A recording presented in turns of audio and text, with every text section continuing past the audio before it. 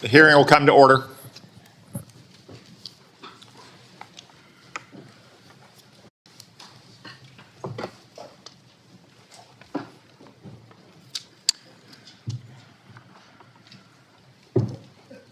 Good morning.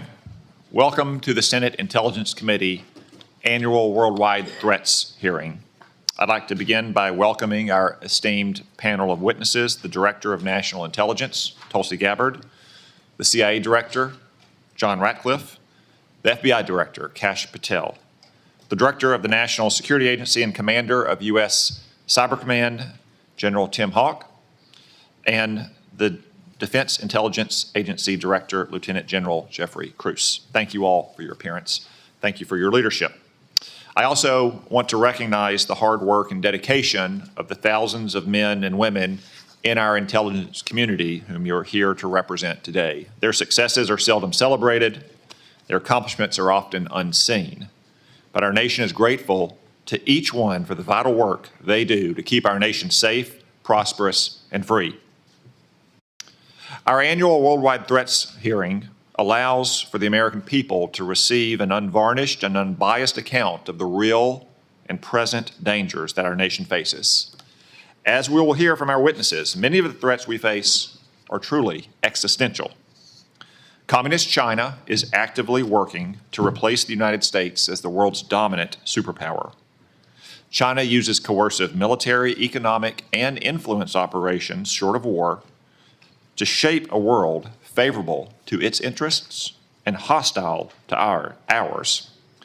These methods include the biggest peacetime military buildup in history, rapidly expanding its nuclear forces, providing critical assistance to help Russia withstand U.S. sanctions, obscuring its role in accelerating the spread of COVID-19 beyond Wuhan, turning a blind eye to Chinese companies that enable the production of fentanyl flooding into the United States, and putting space weapons on orbit, among other tactics. Iran, despite setbacks inflicted on its so-called axis of resistance by Israel over the last year, still aims to destroy what it calls the little Satan, the state of Israel, and what it calls the great Satan, the United States. It continues to arm Yemeni rebels to attack global shipping, though these outlaws have suffered terrible losses over the last 2 weeks, thanks to decisive action by President Trump and our brave troops. I commend the President, Mike Waltz, Pete Hegseth, and his entire national security team for these actions. Iran also continues its decades-long effort to develop surrogate networks inside the United States to threaten U.S. citizens. Furthermore, Iran's nuclear program continues apace. It's actively developing multiple space launch vehicles, which are little more than flimsy cover for an intercontinental ballistic missile program that could hit the United States in a matter of years. But all this will soon come to an end. The supreme leader of Iran now faces a stark choice, thanks to President Trump. The supreme leader can fully dismantle his nuclear program, or he can have it dismantled for him.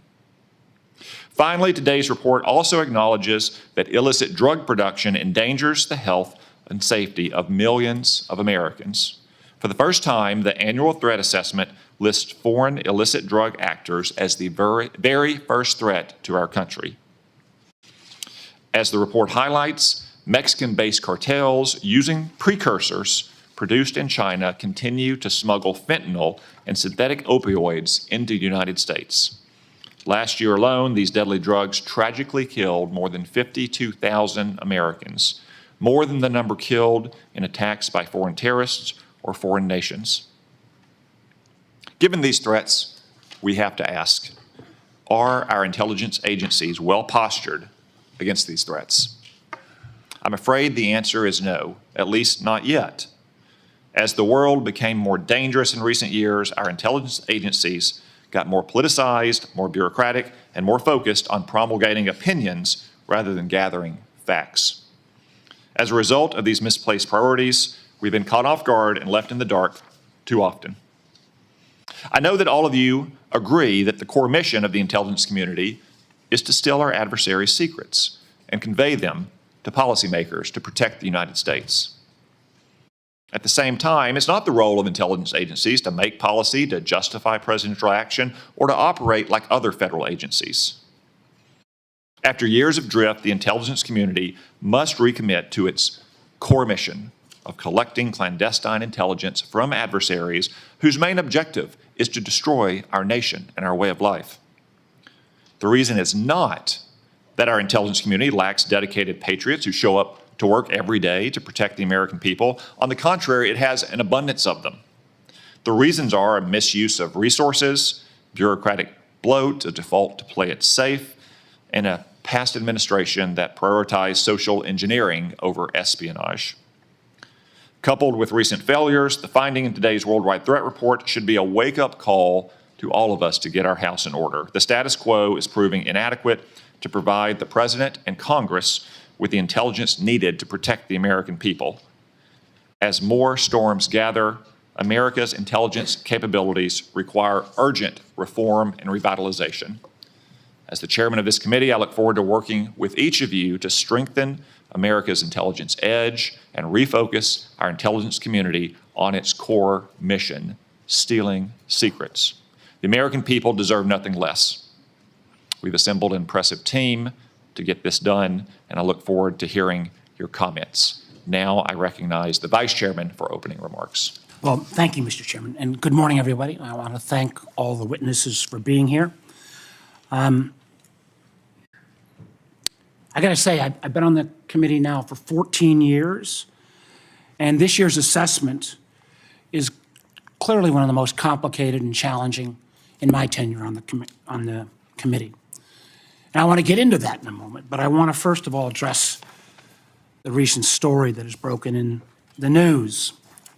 Yesterday, we stunningly learned that senior members of this administration, and according to reports, two of our witnesses here today were members of a group chat that discussed highly sensitive and likely classified information that supposedly even included weapons packages, targets, and timing, and included the name of an active CIA agent.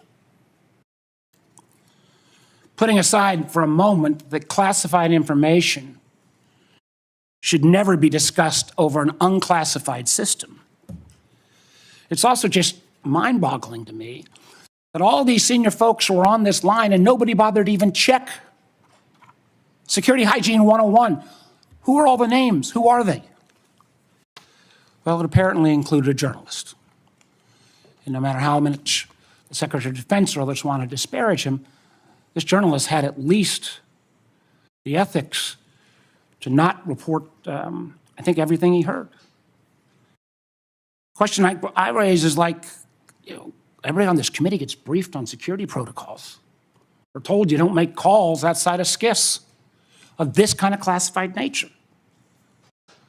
We don't know, and I'm going to ask, obviously. Director Gabbard is the executive in charge of all, keeping our secrets safe.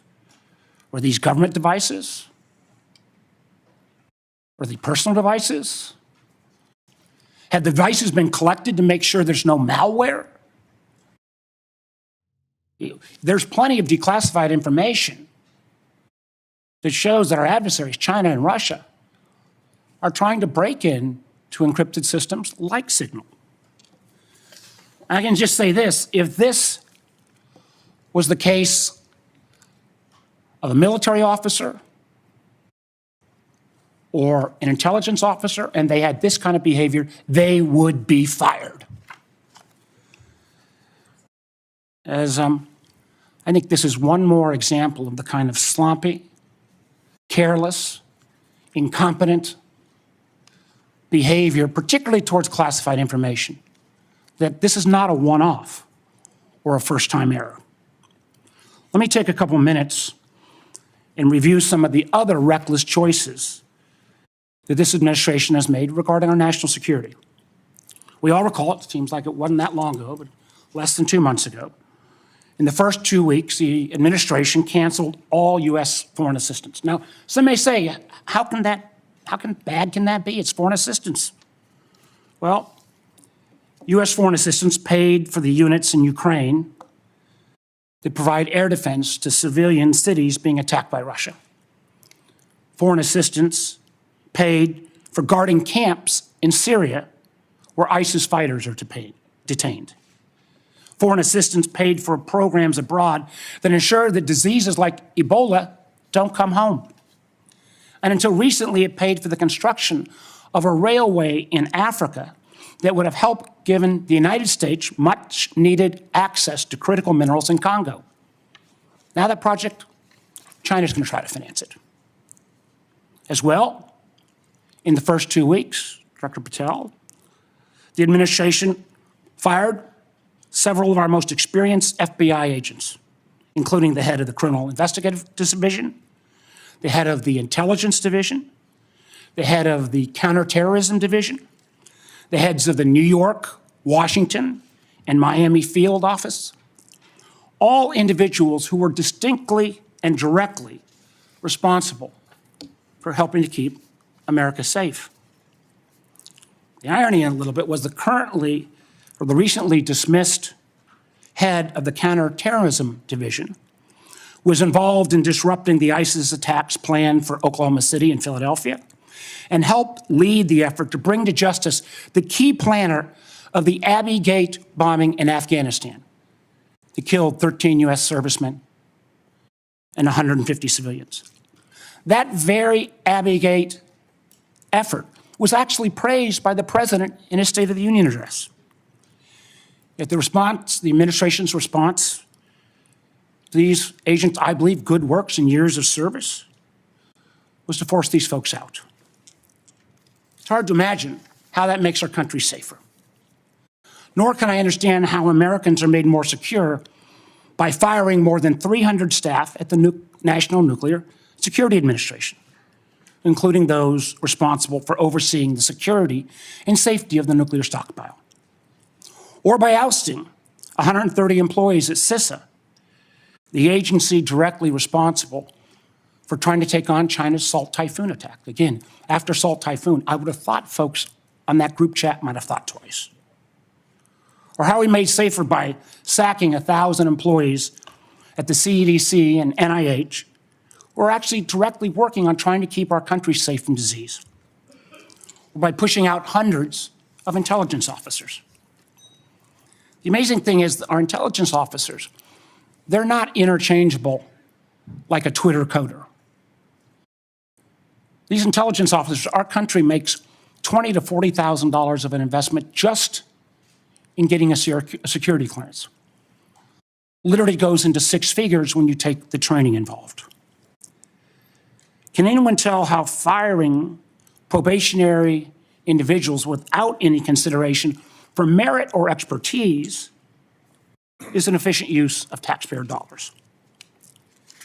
And just to make clear that yesterday's story in The Atlantic was not this rookie one-off, it's a pattern. I want to acknowledge Director Radcliffe was not here in his position when this took place. But again, earlier in the administration, when a non-classified network was used, thereby exposing literally hundreds of CIA officers' identities, those folks can't go into the field now. How does that make our government more efficient? You know, again, this pattern of an amazing cavalier attitude towards classified information is reckless, sloppy, and stunning. And perhaps what troubles me most is the way the administration has decided that we can take on all of our problems by ourselves without any needs for friends or allies. I agree that we've got to put America's priorities first. But America first cannot mean America alone.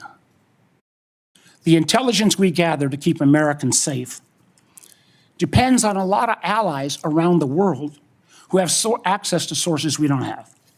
That sharing of information saves lives, and it's not hypothetical. We all remember because it was declassified last year when Austria worked with our community to make sure to expose a plot against Taylor Swift in Vienna. That could have killed literally hundreds of individuals. However, these relationships are not built in stone. They're not dictated by law. Things like the Five Eyes are based on trust, built on decades. But so often that trust is now breaking literally overnight. Yet suddenly, and for no reason that I can understand, the United States is starting to act like our adversaries are our friends, voting in the UN with Russia, Belarus, and North Korea. That's a rogues gallery if I've ever heard of them. Treating our allies like adversaries, whether it's threats to take over Greenland or over the Panama Canal, destructive trade war with Canada, or literally threatening to kick Canada out of the Five Eyes. I feel our credibility is being enormously undermined with our allies, who I believe, and I think most of us on this committee, regardless of party, believes makes our country safer and stronger. But how can our allies ever trust us as the kind of partner we used to be when we, without consultation or notice, for example, stop sharing information to Ukraine in its war for survival against Russia? Or how can our allies not only not trust our government, but potentially not our businesses with such arbitrary political decisions? Let me give you a few examples. As a result of a lot of work from this committee and others in Congress, we made sure America's commercial space industry is second to none. From space to launch to commercial sensing and communications, the United States has taken a record lead. Yet overnight, this administration called into question the reliability of American commercial tech industry when Maxar and other commercial space companies were directed to stop sharing intelligence with Ukraine. I got to tell you, I've been a business guy, I can't say longer than being an elected official, but pretty close. That shockwave across all of commercial space, and frankly, not just commercial space, I've heard it from some of our hyperscalers in the tech community, has sent an enormous chill. Who's going to hire an American commercial space company, government or foreign business, with the ability to have that taken down so arbitrarily? And it's not just in the case of commercial space. We've seen that Canada, Germany, Portugal have all been saying they're rethinking buying F-35s. I've heard from Microsoft and Google directly and Amazon that they're having questions about whether they can still sell their services. We've also seen foreign adversaries and friends take advantage of this rift in our national security areas and our scientists. Germany has already put out ads trying to attract some of our best scientists who've been rifted. And the Chinese intelligence agencies are posting on social media sites in the hopes of luring individuals with that national security clearance who've been pushed out, perhaps arbitrarily, to come into their service.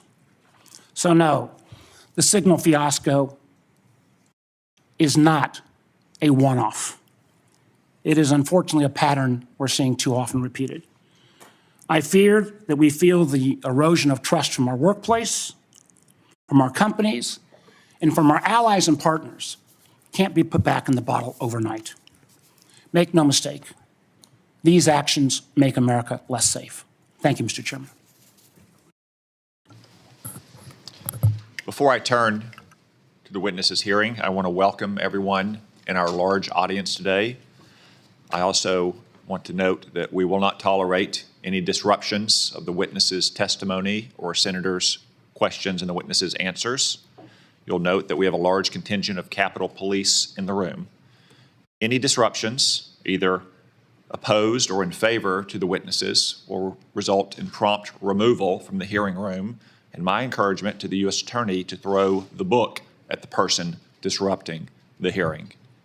No offense, but we all came to hear the witnesses, no one else in the room. Director Gabbard, I understand you'll make a statement for the panel of witnesses. Thank you, Mr. Chairman, Vice Chair, members of the committee. Thanks for the opportunity for us to be here to present you the intelligence community's 2025 annual threat assessment. I'm joined here this morning by my colleagues from the CIA, DIA, FBI, and NSA. Our testimony offers the collective assessment of the 18 U.S. intelligence elements making up the U.S. Intel community and draws on intelligence collection and information available to the IC from open source and private sector and the expertise of our analysts. This report evaluates what the IC assesses most threatens our people and our nation's ability to live in a peaceful, free, secure, and prosperous society. As you know, we face an increasingly complex threat environment that is threatening us here at home and our interests abroad. I'll begin by focusing on what most immediately and directly threatens the United States and the well-being of the American people: non-state criminal groups and terrorists putting American lives and livelihood at risk. Then I'll focus on the key nation states who have the capability to threaten the interests of the United States.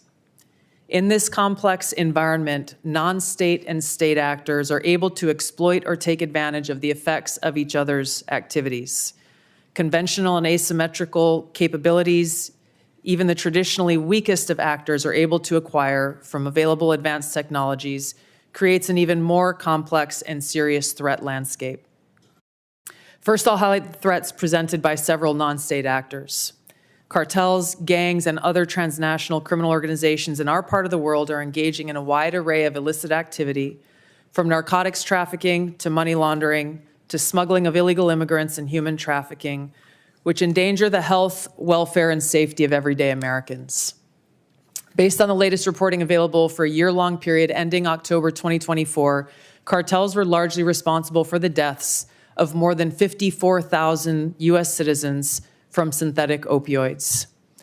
Mexico-based transnational criminal organizations, or TCOs, are the main suppliers of illicit fentanyl to the U.S. market and are adapting to enforcement and regulatory pressures by using multiple sources and methods to procure precursor chemicals and equipment, primarily from China and India, many of which are dual-use chemicals used in legitimate industries. Independent fentanyl producers are also increasingly fragmenting the drug trade in Mexico.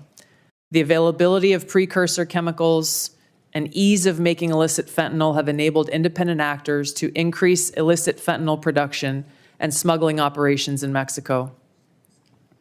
Cartels are profiting from human trafficking and have likely facilitated more than 2 million illegal immigrants encountered by law enforcement at the U.S. southwest border in 2024 alone, straining our vital resources and putting the American people at risk. Criminal groups drive much of the unrest and lawlessness in the Western Hemisphere. They also engage in extortion, weapons and human smuggling, and other illicit and dangerous revenue-seeking operations, including kidnappings for ransom, forced labor, and sex trafficking. These and other human traffickers exploit vulnerable individuals and groups by promising well-paying jobs while confiscating their identification documents. They operate in the shadows, exploiting lawlessness in various areas and using coercion and intimidation to control their victims. While these key drivers of migrants are expected to persist, heightened U.S. border security enforcement and deportations under the Trump administration are proving to serve as a deterrent for migrants seeking to illegally cross U.S. borders. U.S. Border Patrol apprehensions along the southwest border in January 2025 dropped 85% from the same period in 2024. Transnational Islamist extremists such as ISIS and al-Qaeda and affiliated jihadi groups continue to pursue, enable, or inspire attacks against the United States and our citizens abroad and within the homeland to advance their ultimate objective of establishing a global Islamist caliphate.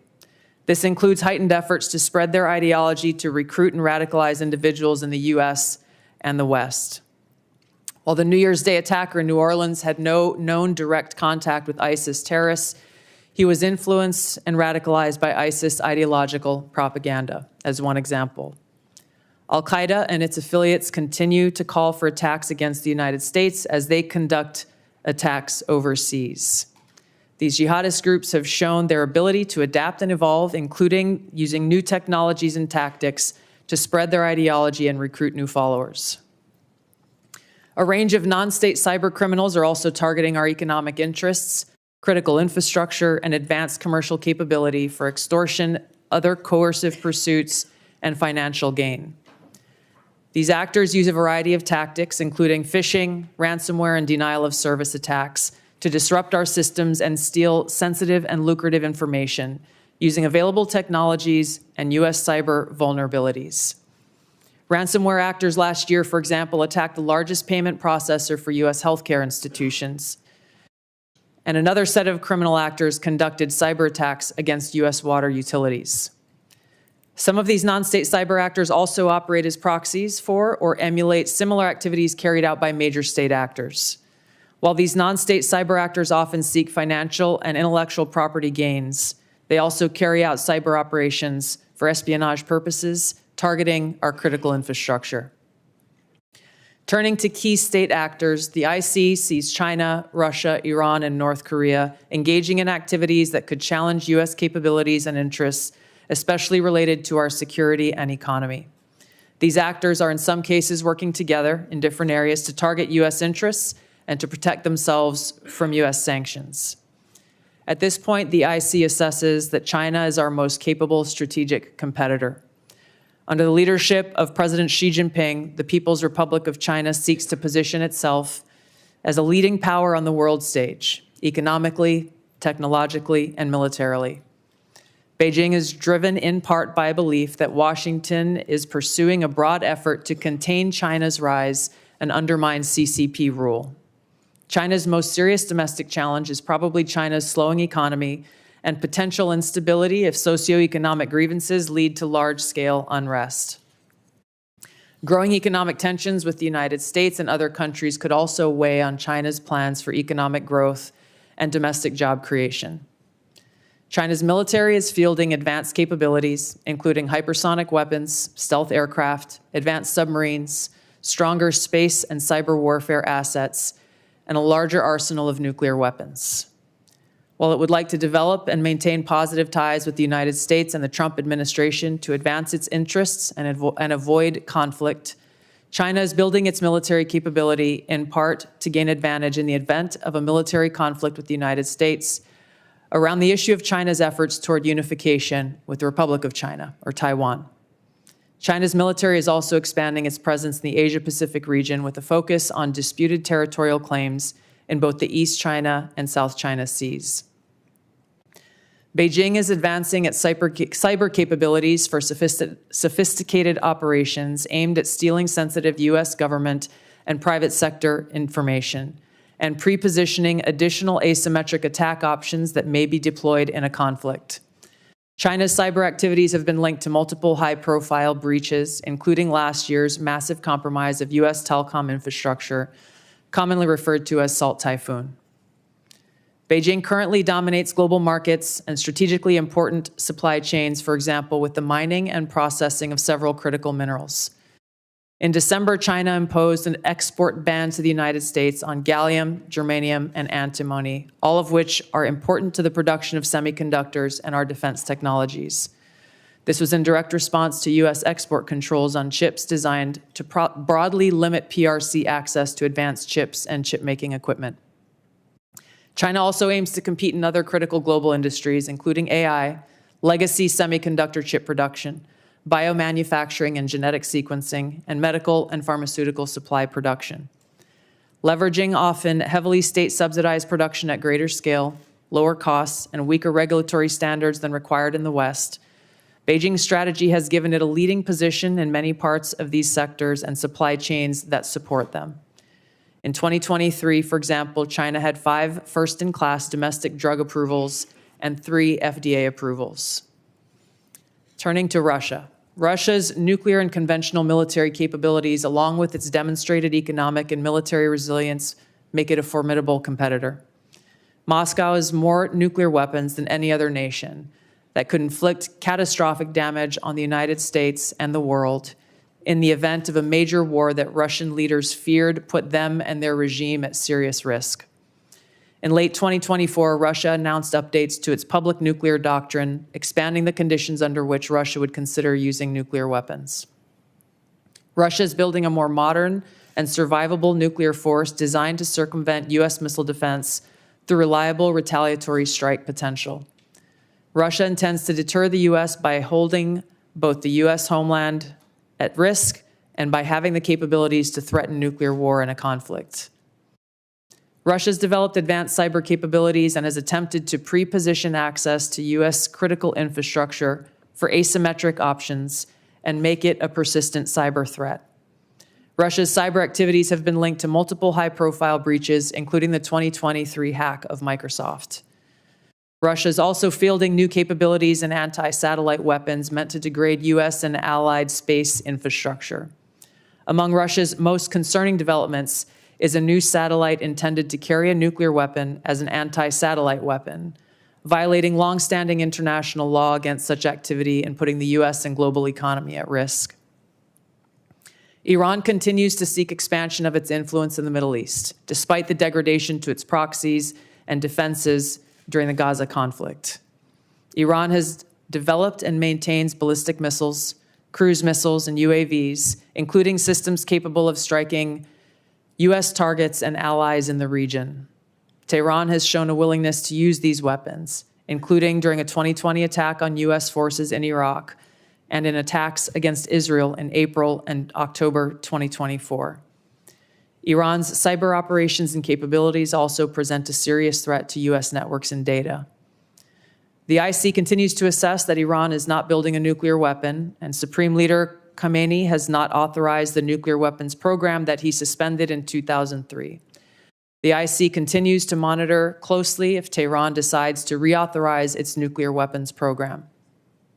In the past year, we've seen an erosion of a decades-long taboo in Iran on discussing nuclear weapons in public, likely emboldening nuclear weapons advocates within Iran's decision-making apparatus. Iran's enriched uranium stockpile is at its highest levels and is unprecedented for a state without nuclear weapons. Iran will likely continue efforts to counter Israel and press for U.S. military withdrawal from the region by aiding, arming, and helping to reconstitute its loose consortium of like-minded terrorists and militant actors, which it refers to as its axis of resistance.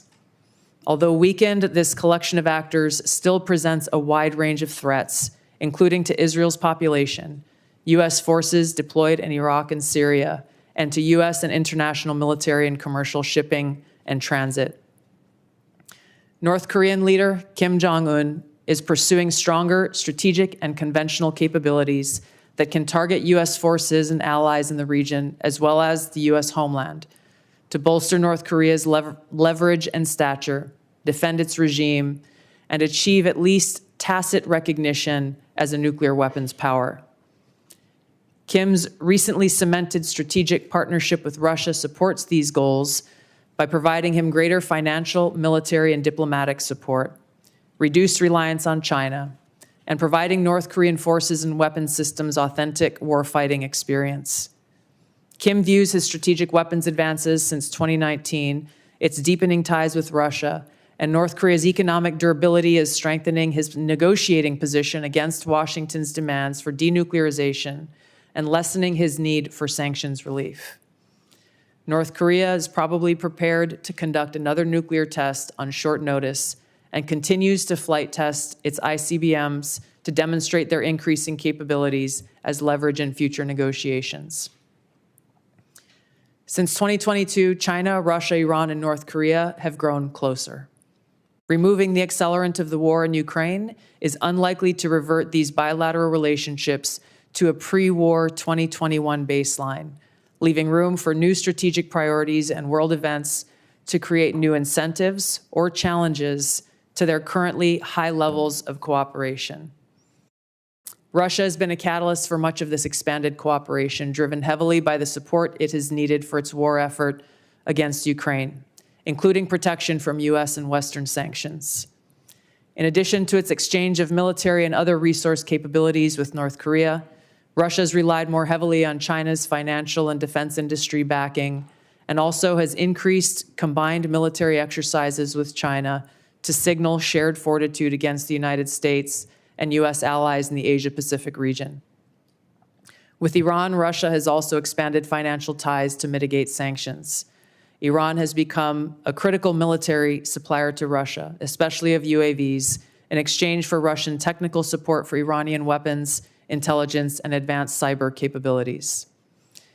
In conclusion, the threats that we see to U.S. national security are both complex and multifaceted and put the lives, safety, and well-being of the American people at serious risk.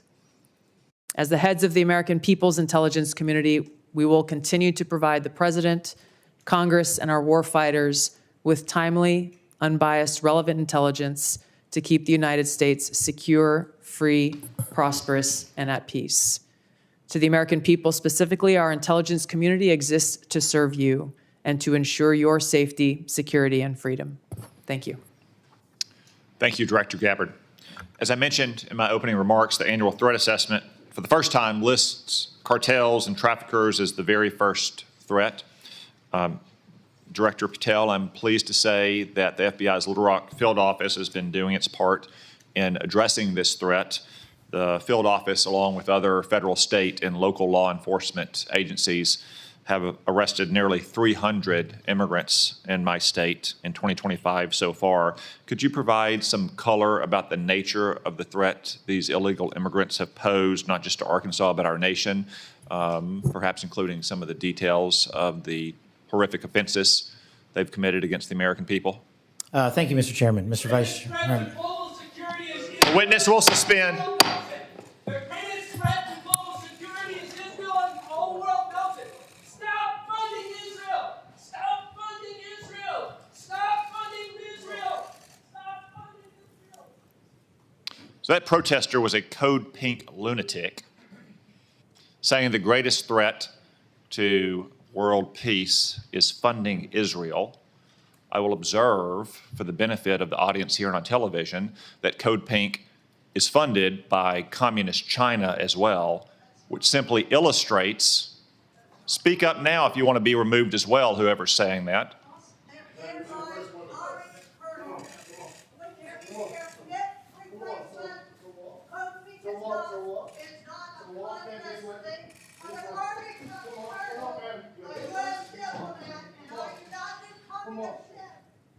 If anyone else would like to join them, speak now, please, so we don't have any more disruptions. As I was saying, the fact that communist China funds Code Pink, which interrupts a hearing like this about Israel, simply illustrate Director Gabbard's point that China, Russia, Iran, North Korea, and other American adversaries are working in concert to a greater degree than they ever have before. Director Patel, back to my question, could you give us some color about the threat that illegal migrants have posed, not only to my state, which has resulted in nearly 300 arrests in 2025, but also to the nation at large? Thank you, Mr. Chairman, Mr. Vice Chairman, and members of the committee. I appreciate the time to address you all. Specifically to Arkansas, Senator, the priorities at the FBI, which I identified during my confirmation hearing and since, is attacking violent crime along with national security. And every single state in this country is a border state. Arkansas is no exception. Allow me to highlight the work of the men and women in the FBI and state and local law enforcement in the state of Arkansas. Since February 5th alone, we've had 220 illegal immigrants arrested on charges varying from violent offenses, weapons offenses, narcotics offenses, and serious violent felonies. 253 separate individuals have been charged related to those offenses. And here's something I want the American people to hear about narcotics and countering narcotics. Thousands of pounds of narcotics were seized in these 3 weeks in the state of Arkansas. Thousands, worth tens of millions of dollars. Everything from fentanyl to meth to cocaine to heroin to marijuana and more. And also including manufactured drugs. The FBI does have the biggest footprint in Arkansas, but we could not achieve this mission without our state and local law enforcement partners, which has been one of the priorities since I took the helm at the FBI. They provide the greatest ground level intelligence to conduct these operations in Arkansas and in every single state across the union. Since February 5th, we've assisted with the arrest of hundreds of criminals and illegals throughout your state, and that was just a 3-week operation. Prior to that, Senator, there was a bust of 17 federal indictments relating to a meth lab in the state of Arkansas in the southwest corner of your state. All of those individuals are now facing prosecution for hundreds of pounds of illegal opioids, guns, and other illicit material. So we will continue to do that work. We will work it 7 days a week, 365 days a year, not just in your state, Mr. Chairman, but in every state. Thank you, Director Patel. As Director Gabbard highlighted from the annual threat report, Director Ratcliffe, many, if not most, of the chemical precursors for deadly fentanyl produced by Mexican drug cartels originates in China. China, of course, is a techno-totalitarian police state. They have technology to monitor their own people that Soviet Russia could have only imagined. Is there any reason, Director Ratcliffe, to believe that China could not monitor and crack down on this flow of chemical precursors to Mexico if it chose to do so? Thank you, Senator, for the question. No, there's nothing that prevent China, the People's Republic of China, from cracking down on fentanyl precursors. As you well know, Senator, one of the reasons that they don't is that there are more than 600 PRC-related companies that produce those precursor chemicals in an industry that generates $1.5 trillion. That is one of the reasons that we see that Chinese efforts to affect the fentanyl precursors are really limited in nature and intermittent in nature, and not a dedicated effort to enforce their own laws and regulations to crack down on this.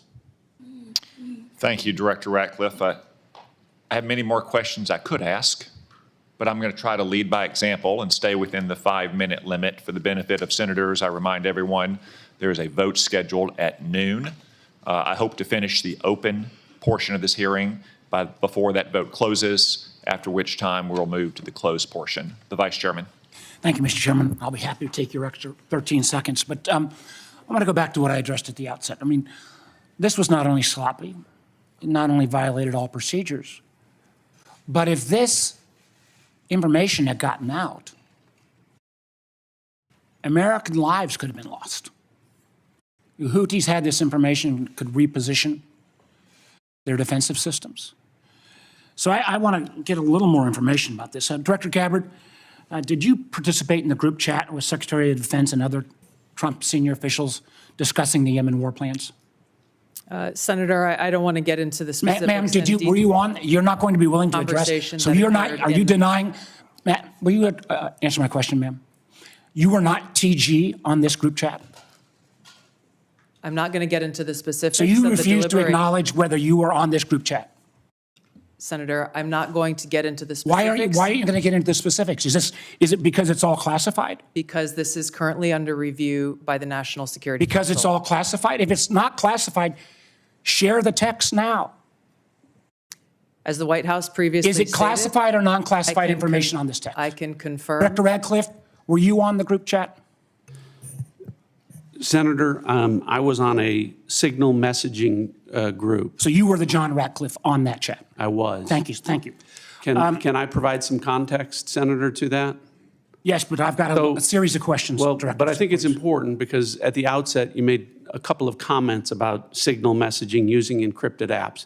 So that we're clear, one of the first things that happened when I was confirmed as CIA director was signal was loaded onto my computer at the CIA, as it is for most CIA officers.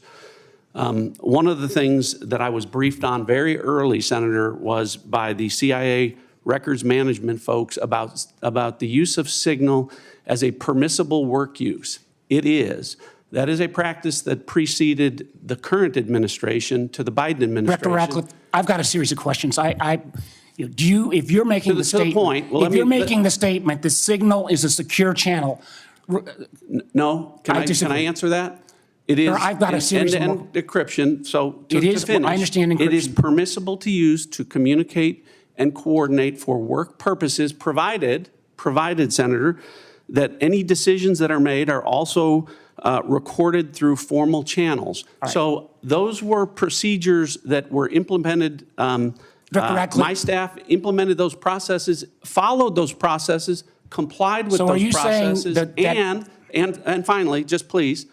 So my communications, to be clear, in a signal message group were entirely permissible and lawful and did not include classified information. Well, we will make that determination, because if it's not classified, Share the text with the committee. You know, let me go on. Director Gabbard, you are the security executive and set access guidelines for classified information. Did you contact the defense secretary or others after this specific military planning was put out and say, hey, we should be doing this in a SCIF? There was no classified material that was shared in that So then if there was no check. classified material, share it with the committee. You can't have it both ways. These are important jobs. This is our national security. Bobbing and weaving and trying to, filibuster your answer. So please answer the question. If this was Director Gabbard, if this was a rank and file intelligence officer who did this kind of careless behavior, what would you do with them? Senator, I'll reiterate that there was no classified material that was shared in that And if there's no classified materials, share. And then if there's no classified materials, then you can't even answer the question whether you're on the chat. This is strangely familiar, and I think my colleagues will remember, when you couldn't answer the question, is Edward Snowden a traitor? Man, I have serious doubts about anyway. Director Gabbard, I'm going to give you this. Tweeted just 11 days ago, and I'm quoting you, any unauthorized release of classified information is a violation of the law and will be treated as such. So if this information is classified, what are you going to do? Senator, 2 points here. First of all, there's a difference between inadvertent release versus Careless and sloppy. malicious leaks of classified information. The second point is there was no classified information that was on This committee should get that information. Director Patel, my time's about out, and I'm going to use my 12 seconds that the chairman gave me. Director Patel, has the FBI launched any investigation of this? Senator, I was just briefed about it late last night, this morning. I don't have an update. I would like to get an answer by the end of the day. At this point in the ordinary course of affairs, I would recognize Senator Collins. She asked me to express to you that she is under the weather this morning. She regrets her absence, but anticipates submitting written questions to which I would request your prompt replies for the senator. Senator Cornyn. Director Gabbard, I applaud President Trump's efforts to try to bring an end to the war between Russia and Ukraine. I want to read a statement out of the annual threat assessment and just confirm that you agree with this. It says Russia views its ongoing war with Ukraine as a proxy conflict with the West, and its objective to restore Russian strength and security in its near abroad against perceived U.S. and Western encroachment has increased the risks of unintended escalation between Russia and NATO. Do you agree with that statement? And that is in the annual threat assessment, correct? Correct. I'd like to refer to an AP story, Associated Press, dated March 21st, 2025. The title of the article is Western Officials Say Russia is Behind a Campaign of Sabotage Across Europe. This AP map shows it. Mr. Chairman, I'd like to ask unanimous consent that it's being made part of the record. Without objection. The document that AP compiled, and I presume this is through open sources, documented 59 incidents, including cyber attacks, spreading propaganda, plotting killings, or committing acts of vandalism, arson, sabotage, or espionage.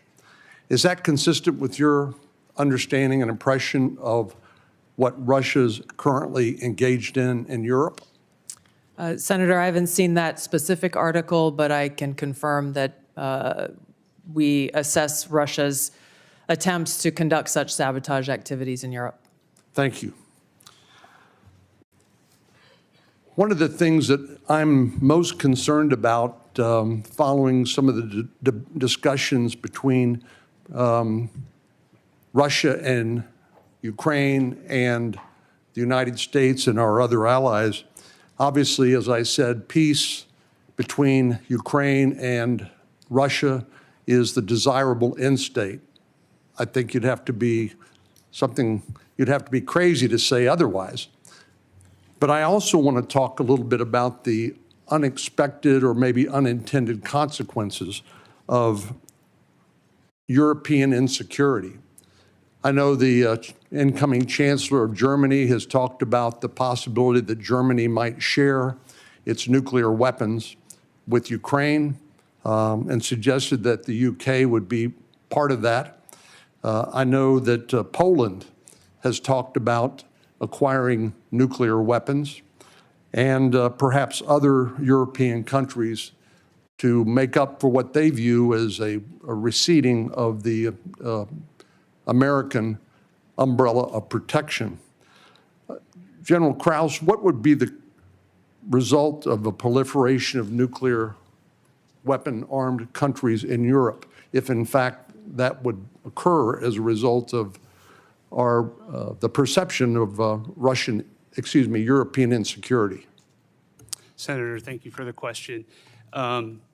One of the things that the intelligence community works very hard on is to understand who has nuclear weapons throughout the planet. And as discussed in the opening statements, both by the chair and by Director Gabbard, the proliferation and the increase in the types and the lethality of nuclear weapons is one of the things that we have to track and we as a nation are going to have to face. It has changed dramatically in the last 5 years and will continue to change over the next 5 years. The addition of additional countries which have their own deterrence policies and will act in a nuclear dialogue, or the presence of those weapons, the security of those weapons, the movement and the threat of use of those weapons complicates the environment by which all of us will operate and will complicate all of the decisions by which all future conflict and the political decisions that we support are the decision makers. It makes the world a more dangerous place, does it not? Senator, yes, it does. And just by way of history, Ukraine used to have the third largest arsenal of nuclear weapons on the planet.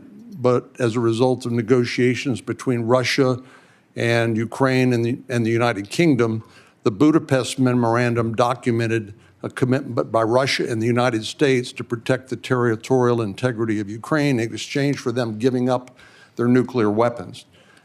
Did I correctly summarize the content of the Budapest Memorandum back in 1994? Yes, Senator, you did, and Ukraine willingly gave up its weapons for the protection of others. Thank you very much. Senator Wyden. Thank you, Mr. Chairman. And obviously, my colleagues and I feel very strongly about the war planning meeting over unclassified phones. Obviously reckless, obviously dangerous.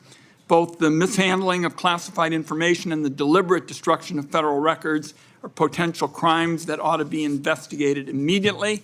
And I want to make clear that I'm of the view that there ought to be resignation, starting with the National Security Advisor and the Secretary of Defense. Director Ratcliffe and Director Gabbard, have you participated in any other group chats with senior Trump administration officials in which classified information was shared using phones that weren't cleared for such information? Question for the two of you. Senator, thank you for the question. I haven't, your question was, have I participated in any other group chats sharing classified information? To be clear, I haven't participated in any signal group messaging that relates to any classified information at all. Okay. Director Gabbard? Senator, I have the same answer. I have not participated in any signal group chat or any other chat on another app that contained any classified information. Yeah, and I just think it's important to follow through here. Would the two of you cooperate with an audit to confirm that that is that is the case? I have no objection. Senator, I'll certainly comply with any follow-up that the National Security Council would deem appropriate.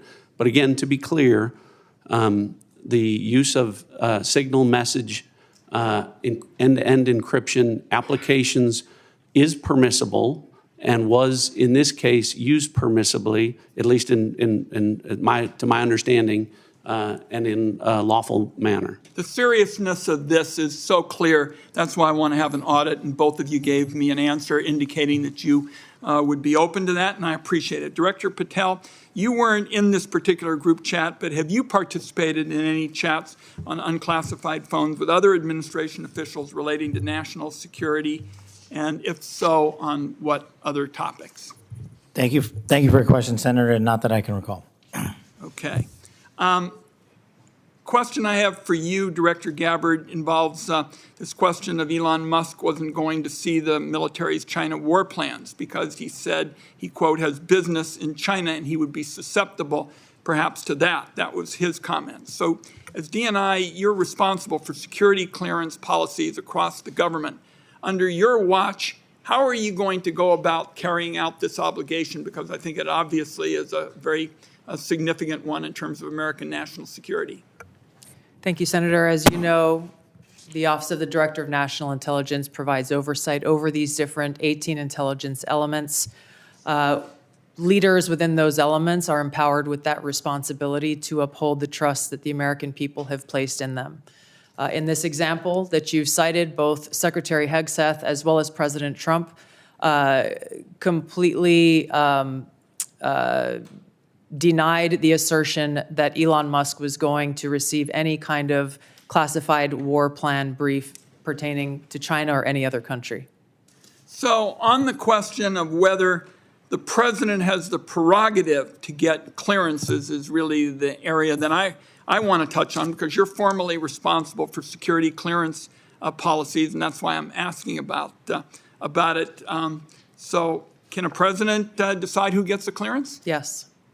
So what about your role? You're formally responsible for security clearance policies. That is also true. So how do we resolve it? President just gets his way.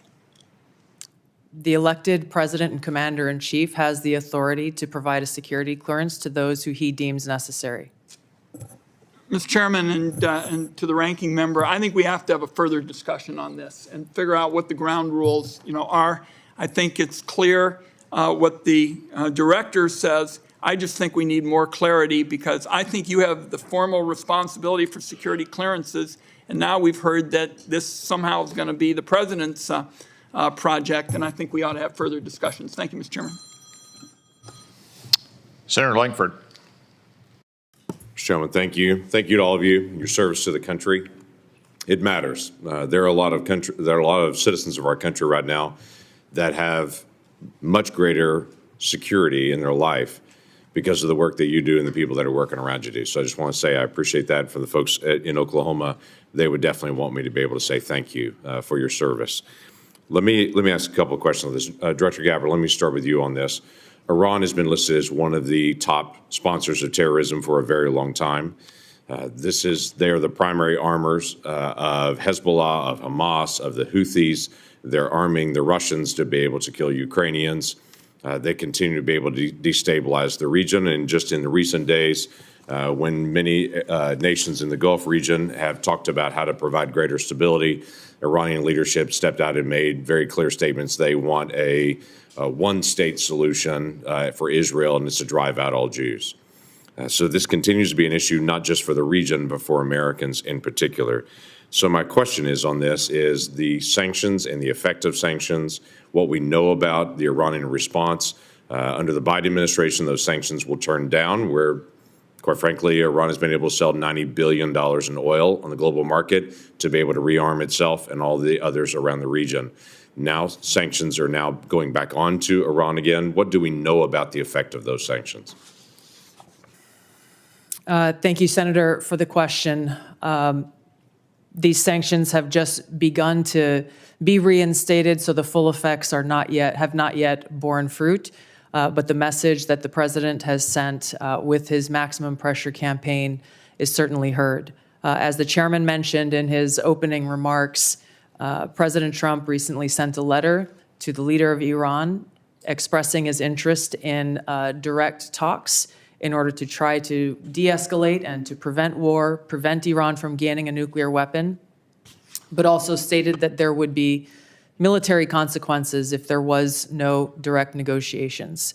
So President Trump is continuing to carry out his vision and mission of peace through strength, acting in the best interests of the American people.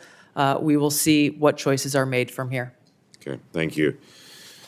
Director Patel, during the last administration and the very open border policy that they had, we had some years, including 2022 and 2023, where there were 70,000 individuals that were released into the country that were identified as special interest aliens. This is something this committee and the Homeland Security Committee tried over and over again to get details on. The Biden administration was unwilling to be able to share any of the details on the special interest aliens, led to a great amount of frustration. The comment came often back to us is that FBI is going to track all these individuals and to be able to identify them, even though it was 70,000 a year that were coming into the country. You just walked into this position and trying to get your feet on the ground in so many different issues that are outstanding on that. I raised to you the issue of individuals that are currently illegally present in the country going through a process but are listed as special interest aliens. By definition from the administration, those are individuals that we don't know their level of risk, but they're considered a national security risk, but we don't know anything else about them from there. So how are you trying to get on top of the number of people that are criminal aliens in the country, but also these special interest aliens that come from terrorist areas? Thank you, Senator. Appreciate your question. As far as the FBI is concerned, you hit on it. Criminal. So we are focused across our interagency partners at DHS, ICE, CBP, CIS, and elsewhere to identify through our information sharing networks that we have stood up with state and local law enforcement to provide us the details on any criminal evidence relating to any of the individuals you highlighted. And if there's a nexus there, a case will be opened, by the line agents who predicated lawful and factual basis to do so. And we will further refer that matter to the Department of Justice for prosecution. We are reviewing all of these cases anew, and we will report back to you, Senator, with some fidelity on the outcome of that process. Okay, thank you. Are you getting good feedback from social media technology companies and cooperation from them on illegal activities that are promoted on their site? All the different sites have rules and standards for what can and can't be done on that. But for instance, in the border areas, many of the sites are allowing child trafficking, or they're allowing basically the hiring of Americans to come be drivers and such, and they know this is being circumvented. Are they working with you on that to be able to take illegal content off their sites? Thank you, Senator. And we have engaged directly at the top levels of all the private sector software communities and social media companies, and they have been very helpful because they have been told that this is a priority for me at the FBI to work with them because they have so much information to share back with us. Now, that's, of course, just on the public systems. We're not talking about the dark net. Thank you. Thank you, Mr. Chairman. Senator Heinrich. Thank you, Chairman. Director Ratcliffe, I want to start with you. Who determined that the content of this discussion on Signal was not classified? Senator, I guess I'm not. Well, for example, I can speak to my personal knowledge. There was no classified agent mentioned as part of this story. Normally, that would be classified information. So I guess what I'm asking is, did you just determine it was not classified, or was there any declassification after the fact? So to be clear, so everyone understands the process, as we talked about, Signal is a permissible use. I understand has been used that. at the CIA, has been approved by the White House for senior officials. And appropriate for many conversations. And recommended by CISA for high-level officials who would be targeted by foreign adversaries to use end-to-end encrypted apps whenever possible, like Signal. In this case, what the National Security Advisor did was to request through a Signal message that there be coordination. So you mentioned the name of a CIA active officer, correct? So I didn't mention the name. You didn't mention the name. Existence of that. And in the article, the implication was that somehow that was improper. That was not the case. So a CIA officer was not operating undercover. So the request for coordination was for a staff member to coordinate on the high side. So I communicated the name of a CIA officer not operating undercover, completely appropriate, who does openly and routinely coordinate with the White House as a member of my staff. So the intimation there that there was something inappropriate was clearly incorrect. Did it occur to you that given the sensitive nature of this discussion, that it could just move to the high side? So that was clearly, Senator, I think the intent was that this was initially set up by the National Security Advisor with the instruction that send a point of contact, and then you will be provided with information further on the high side for high side communication. So I think clearly it reflects that the National Security Advisor intended this to be, as it should have been, a mechanism for coordinating between senior level officials, but not a substitute for using high side or classified communications for anything that would be classified. And I think that that is exactly what did happen. So I'm curious, did this conversation at some point include information on weapons packages, targets, or timing? Not that I'm aware of. Director Gabbard, same question. Same answer, and defer to the Department of Defense on that question. Well, those are two different answers, but you're saying that was not part of the conversation? That's my knowledge. The precise operational issues were not part of this conversation? Correct. Okay. I want to ask you, Director Gabbard, something on a very different track here, which is I very much agree with the conclusion of the ATA that foreign illicit drug actors are a major threat in the United States, and many of you have spoken to this today. Is the IC wrong in its omission of Canada as a source of illicit fentanyl in the ATA? I was surprised, given some of the rhetoric, that there is no mention of Canada in the ATA.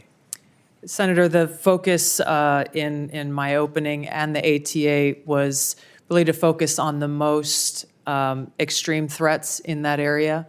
And our assessment is that the most extreme threat related to fentanyl continues to come from and through Mexico. So the president has stated that the fentanyl coming through Canada is massive, and actually said it was an unusual and extraordinary threat. And that was the language that was used to justify putting tariffs on Canada. I'm just trying to reconcile those two issues. Is it an unusual and extraordinary threat, or is it a minor threat that doesn't even merit mention in the annual threat assessment?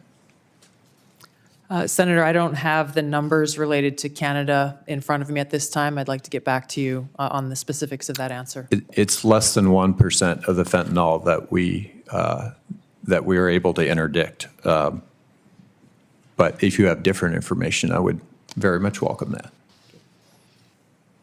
Senator Budd.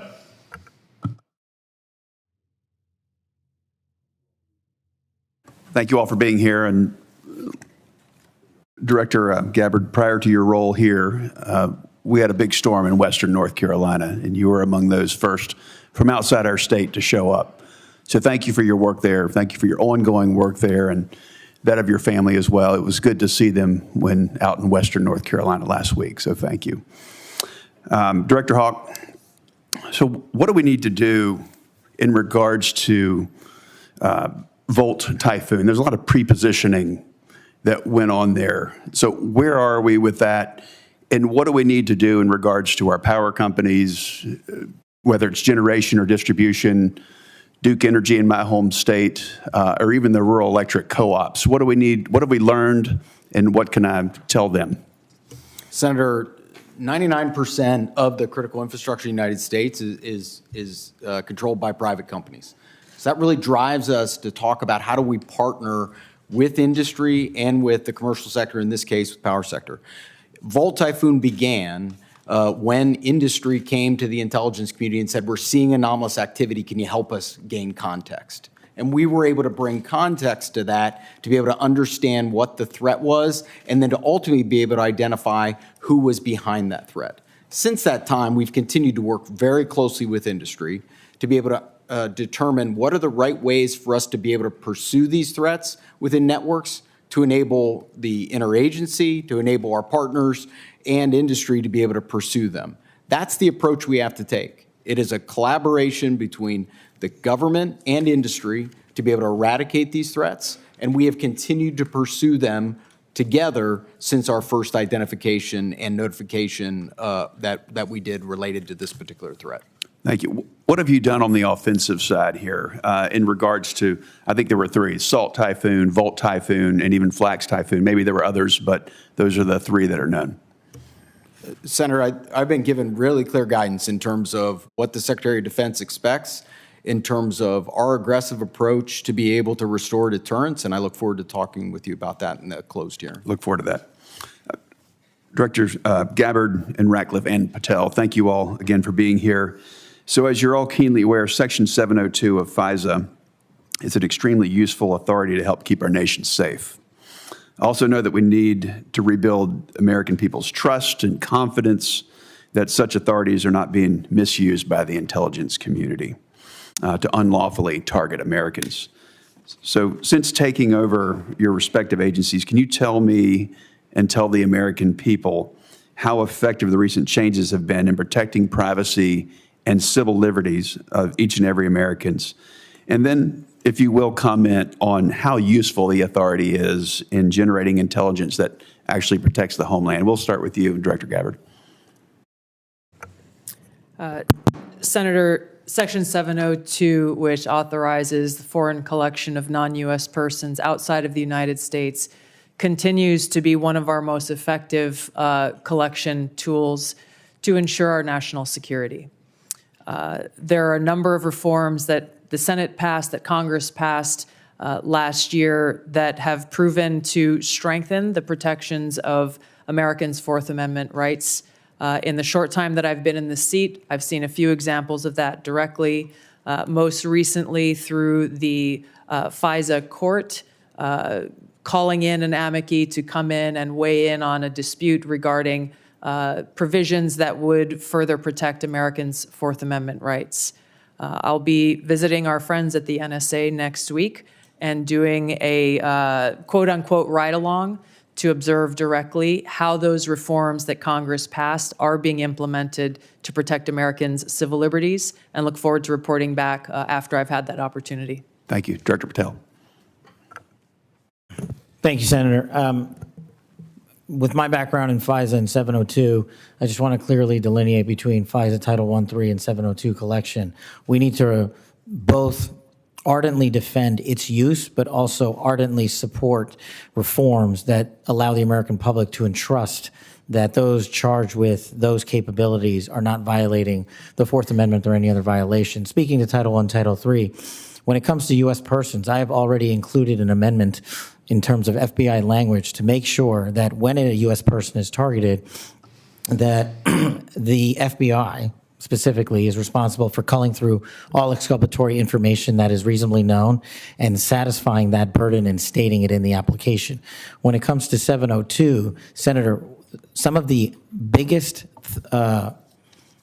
enterprise efforts we have had to thwart national security risk would not have occurred if 702 collection had gone dark. And the FBI continues to use that information to protect the homeland. We've had multiple takedowns in the last 6 months based on 702 and interagency collection processes, but we just need to ensure the American public, and I'm working with my team, that even in the 702 sphere, American citizens' information is protected. Thank you all. I look forward to the discussion in the closed session. Senator King. Thank you, Mr. Chairman. Director Gabbard, I didn't intend to get into the Jeffrey Goldberg story, but something you said has sort of puzzled me. According to open source reporting at 11:44 on the morning of March 15th, Secretary Hegseth put into this group text a detailed operation plan, including targets, the weapons we were going to be using, attack sequences, and timing. And yet you've testified that nothing in that chain was classified. Wouldn't that be classified? What if that had been made public that morning before the attack took place? Senator, I can attest to the fact that there were no classified or intelligence equities that were included in that chat group at any time. And I so defer, the attack sequencing and timing and weapons and targets you don't consider to should have been classified? I defer to the Secretary of Defense, the National Security Council on that question. Well, you're the head of you're the head of the intelligence community, and you're supposed to know about classifications. So your testimony very clearly today is that nothing was in that set of texts that were classified.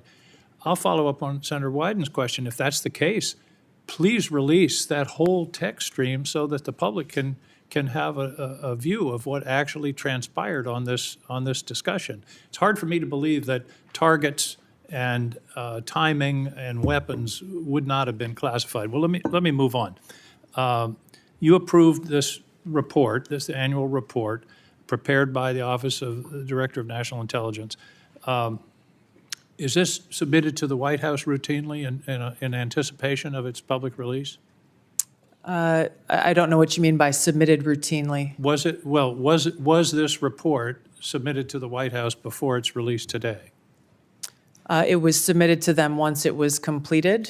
I think probably around the same time it was sent to all of you. I want to move on. One note that surprised me, I've been on this committee now this is my 13th year. Every single one of these reports that we have had has mentioned global climate change as a significant national security threat, except this one. Has something happened? Has global climate change been solved? Why is that not in this report? And who made the decision that it should not be in the report when it's been in every one of the 11 prior reports? I can't speak to the decisions made previously, but this annual threat assessment has been focused very directly on the threats that we deem most critical to the United States and our national security. Obviously, we're aware of occurrences within the environment and how they may impact operations, but we're focused on the direct threats to Americans' safety, well-being, and security. How about how they will impact mass migration, famine, dislocation, political violence, which is the finding, by the way, of the 2019 annual threat assessment under the first Trump administration? You don't consider that a significant national security threat?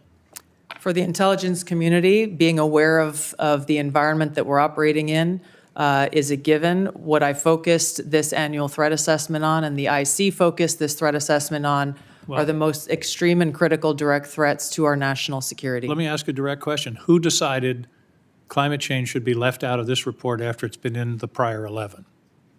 Where was that decision I made? gave direction to our team at ODNI to focus on the most extreme and critical national security threats that we face. Your direction include no comments on climate change? Senator, as I said, I focused on the most extreme and direct national security threats. That's not a response to my question. That we face. Did you instruct that there be no finding in terms of climate change in this report? I don't recall giving that instruction. Final questions in a few short seconds that I have left. You all concede, and it's in the report repeatedly, about the cyber danger from China, from Russia, from Iran. Why then is the administration deconstructing CISA? 130 people fired. The General Hawk talked about the importance of public-private cooperation. That section of CISA seems to have been disestablished. What possible policy reason is there for undermining CISA's relationship to the states with regard to elections and to the private sector with regard to cybersecurity when the cybersecurity threat is only growing?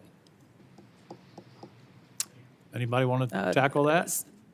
I won't speak for all of my colleagues here, but I don't believe any of us have any insight into those specific staffing decisions that have been made. Well, let me ask you this question. You've all found, the report has found explicitly growing cyber threats, including to elections, from Russia, China, Iran. Do you believe that it's in the national interest to diminish our capacity to deal with those cyber issues? Yes or no? President Trump is focused on effects and making sure that the people that we have and the resources that we have are focused on our national security. He and his team recognize that more people doesn't necessarily always mean better effects. Those are some of the things that are driving the changes that we're seeing across the administration, is getting all of our agencies back and focused on their core mission. General Hawk, do you agree that? Senator King, your time has expired. Time is up. Thank you. Senator Rounds. Thank you, Mr. Chairman. First of all, thank you to all of you for your service to our country. With regard to the issue surrounding Signal, I'm going to address it, but I'm going to address it in the closed session so that we can get more in depth into that issue. In the meantime, I want to direct my first question to Director Ratcliffe. As the debate continues in Washington regarding spectrum, what can you share in this unclassified setting regarding the critical nature of spectrum to national security interests generally? Thanks for the question, Senator. I know this is an issue of great interest to the Senate, and the potential auction of commercial space on spectrum. Those, as you correctly point out, the discussions about spectrum, I will start out by saying there are national security implications from such an auction were to take place to both the DoD and the IC. I think the discussions that we need to have in a classified setting, I can relate to you that the direction from early meetings that we've had is that the discussion about where that might take place would not affect specifically CIA or IC equities, and I hope that's the case and where the discussion goes. But I think we need to be concerned that a public auction at bands at certain levels would have an impact on our ability to deliver an accurate intelligence picture. In other words, there are parts of the spectrum which simply cannot be shared with the commercial. That's correct. All right. Thank you. And we can talk about the specific reasons about why in a classified setting that would cause a diminishment of our ability to deliver a good threat picture to the Commander-in-Chief. And in some cases, life or death consequences Absolutely. Involved. Thank you. Director Patel, first of all, I just want to thank you for what you are doing. And I know that there's a number of items that in your previous life you did that simply can't be discussed, but nonetheless, we've appreciated what you have done for your country already. Today, I just wanted to talk to you about, we've seen a series of public news reports about ISIS threats within the United States. And there have been several successful interdictions, Oklahoma City, Philadelphia, New York. Although the question remains as to the total number of ISIS operatives who were able to breach porous borders in the months and years before policy changes in this January of 2025, to what extent is the FBI tracking operatives who remain in the United States today, and what is the FBI doing to track them down? Thank you, Senator. I appreciate your question and your comments. So the priorities at the FBI since I took over have been violent crime and national security, and this speaks directly to national security. The direction for the FBI is to track down any individuals with any terrorist ties whatsoever, whether it be ISIS or another foreign terrorist organization, and now to include the new designations of the cartels down south and elsewhere. So the FBI is utilizing our Joint Terrorism Task Force, which are situated in all 55 field offices. But the key to success there is our partnership with state and local law enforcement who have the ground level intelligence on some of these operatives. And as you've highlighted, we've already shut down numerous threats, and we've identified publicly where permissible these threats and individuals and where they're coming from. And I think the FBI is doing a very good job right now in collecting this information through our interagency process. And we will continue to thwart every bad actor affiliated with a terrorist organization or otherwise. Thank you. And Director Hawk, first of all, look, you've talked a little bit already about Salt Typhoon, but what I want to really get into is the things that are moving right now that you haven't had a chance to address, and in particular, Cybercom 2.0 and the need to accelerate that particular plan moving forward. Can you talk just briefly? I've got 40 seconds left. Talk to us a little bit about how critical 2.0 is in terms of countering the cyber activity that's going on through nefarious actors. Senator, what we were asked to do by Congress was to look at what's the force generation model for the Department of Defense to be able to generate cyber forces. Based off of that request, I produced a recommendation for the Secretary that outlined 3 critical things, which is really how we manage the talent, how we develop the talent in the department, and also how we equip that talent underpinned by compute and AI. We've brought that plan initially back to Secretary Hegseth. He told us to go faster. We've delivered him that plan. And now, based off of his guidance, we will now begin to move forward with the rest of the department. Thank you. Thank you, Mr. Chairman. Senator Bennett. Thank you, Mr. Chairman. Thank you very much for holding this hearing, and thank you for being here. Mr. Director Ratcliffe, it sounds to me like your testimony today and the Secretary and the DNI's testimony is that there was nothing wrong at all with the signal thread that you were on, that it didn't include any targeting information or battle sequence. That is your testimony. That's your testimony. And I'm a little staggered that that is your view, Director Ratcliffe. Does the CIA have any rules about handling of classified information? Yes or no? Yes. Thank you, Director Ratcliffe. Do you agree, Secretary of Defense Pete Hegseth said this morning when asked by members of the press what had happened, he said this morning in Hawaii that Atlantic Editor-in-Chief Jeff Goldberg is a, quote, deceitful and highly discredited so-called journalist who's made a profession of providing hoaxes time and time again. Do you share that evaluation, the Secretary of Defense's evaluation of Jeff Goldberg as a journalist? Senator, I didn't see those comments. I don't know Jeff Goldberg. So do you share that view of the Secretary of Defense? Well, I don't have a view on. Okay. Assuming that he has that view, I'm curious about whether you are the CIA director. Okay, this has happened. We know it's happened.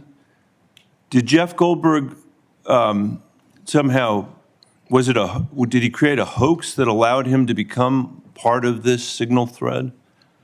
Please answer the question. You don't insult the intelligence of the American people. Did he invite himself to the signal thread?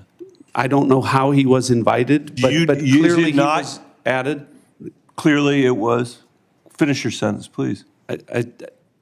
Clearly he was added to the signal group.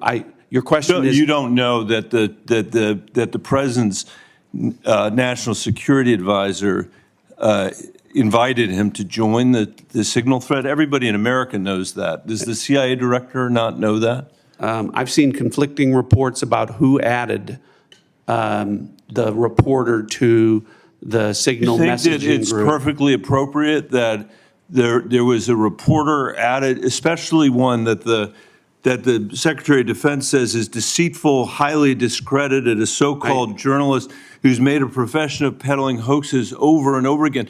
Is your testimony that it was appropriate that he was added to this signal thread? No, of course not. And why did you not call? Hold on, Senator. You're mischaracterizing my testimony. Good. You answered the question.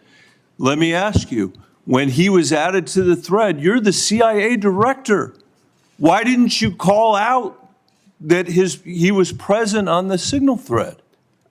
I don't know if you use signal messaging app. I do. Not for classified information, not for targeting. Well, neither not do I, for Senator. Remote. Neither do I, Senator. Well, that's what your testimony is today. It absolutely is not, Senator. Were you not listening at the beginning? No. When I said that I was using it as permitted, it is permissible to use. I agree that's your testimony. Yeah. I agree that's your testimony. You asked me if I use it, and I said not for targeting, not for classified information. And I said I don't either. I also know Jeff Goldberg. I don't use it to communicate with him, but you thought it was appropriate. By the way, I think he's one of the more outstanding journalists in America. But I'm shocked to find him on a thread that he's reading in the parking lot of a grocery store in Washington, D.C. And your testimony as the director of the CIA is that it's totally appropriate. No. Is it appropriate? No, that the Director, that is not what I. Okay, when did I say it was? When did I use the word appropriate?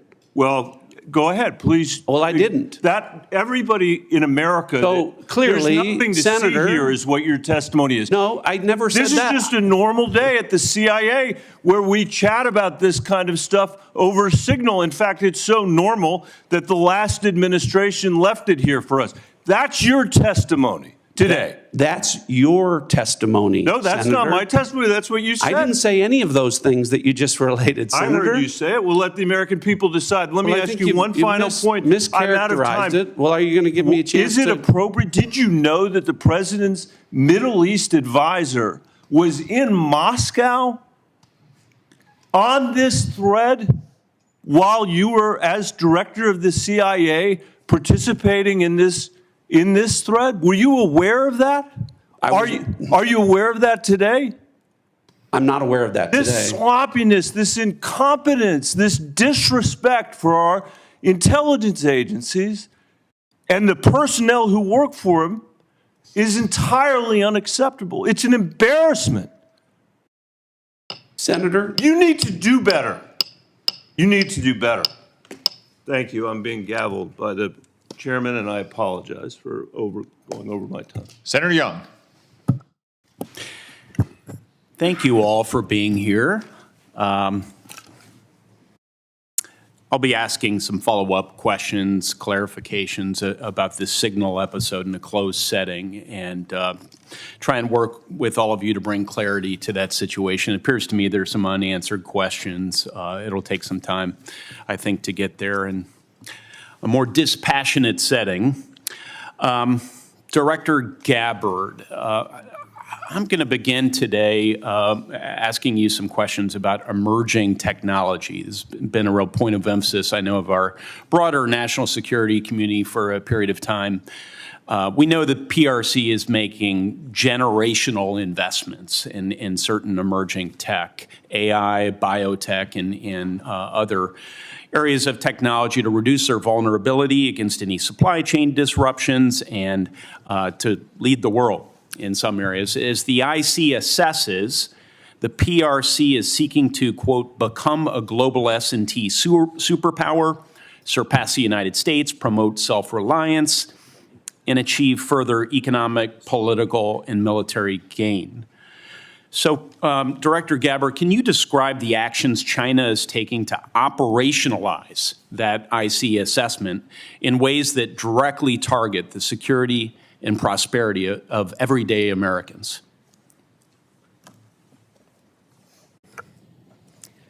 Senator, what we know is that they are trying to use these capabilities as a means to continue to exploit vulnerabilities within our own critical infrastructure and our cyber technology. The critical infrastructure is a key area of concern given what we know has already been exploited, these asymmetric attacks that have been placed within our critical infrastructure that are of serious concern given how they could be exploited, especially during a time of conflict. We know that they are experiencing a boom in their generative AI capability and are competing very heavily against our own AI capabilities. Obviously, AI can and will be used across a multitude of every sector of our society, both here as we are in our own country, and we expect China to be able to continue to do the same there. So two key areas of vulnerability to the United States, conceivably, susceptibility to cyber attacks, and as China's leveraging of AI towards misinformation, increasingly into the physical realm, they can pose threats to us as well. As follow-up, Director Ratcliffe, you know, we've had Huawei, we've had TikTok. What do you believe will be the next point of technological friction and competition between the U.S. and China? What should members of Congress be looking for?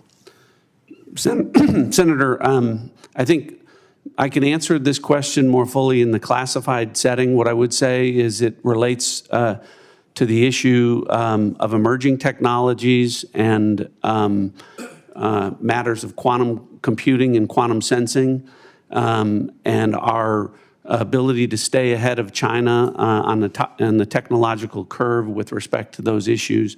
I'd be happy to get into that in further detail in a classified setting. Excellent. We'll dive into that. Director Haw, General, how do you see biotech playing into this broader competition? I think it's an area that, from our perspective, has increasingly been a priority as we want to understand the approach that China's taken, and also to ensure that as we think about the president's priorities in terms of both economic and technology security, we are certainly, as a community, following D&I's guidance, that we are increasingly putting our resources to be able to ensure that we understand where China is investing in those resources and how that will impact our economy and overall the overall health of our national security. Thank you, General.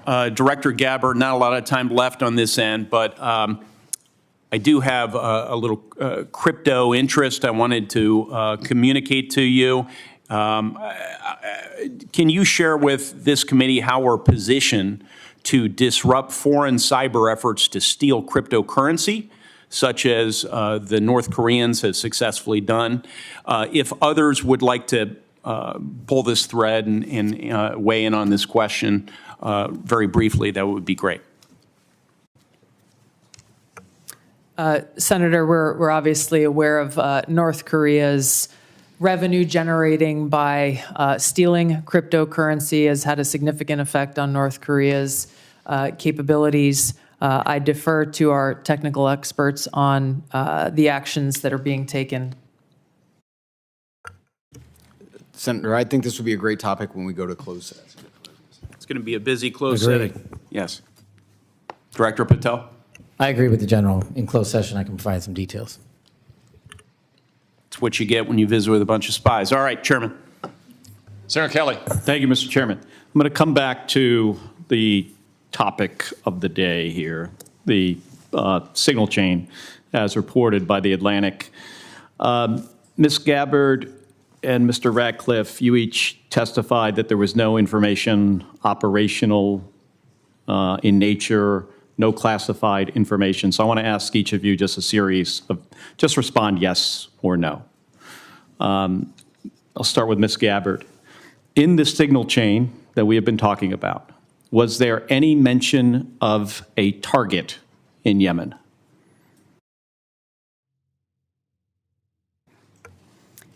I don't remember mention of specific targets. Any generic target?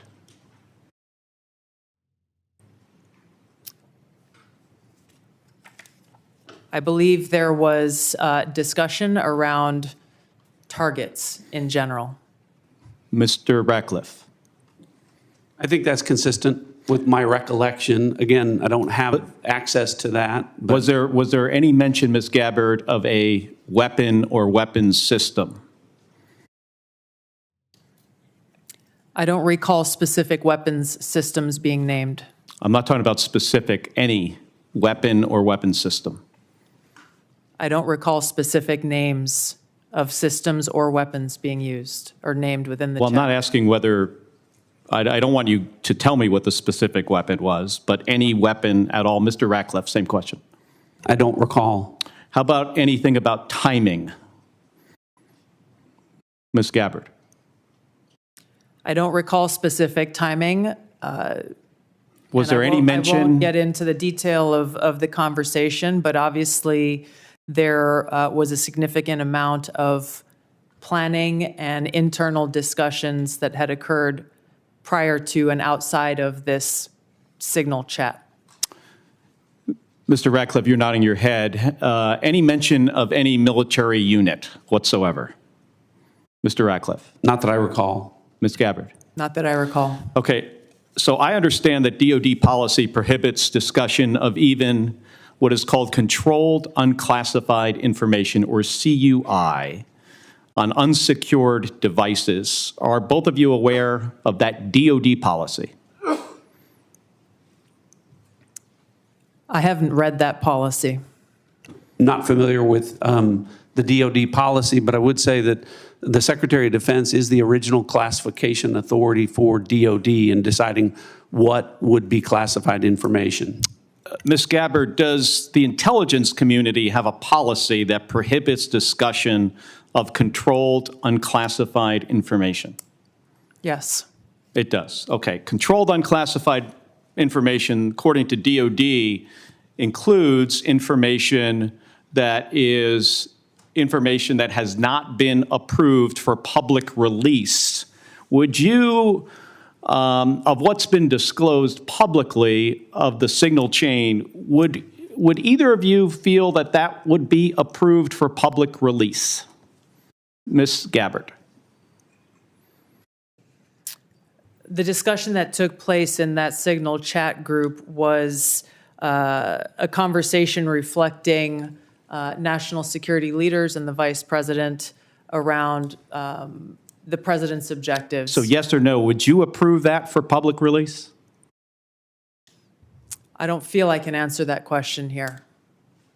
Because of the nature of this hearing? Because of the nature of a private discussion that took place between individual leaders in our government. It would make sense that you would not approve it for public release, wouldn't it?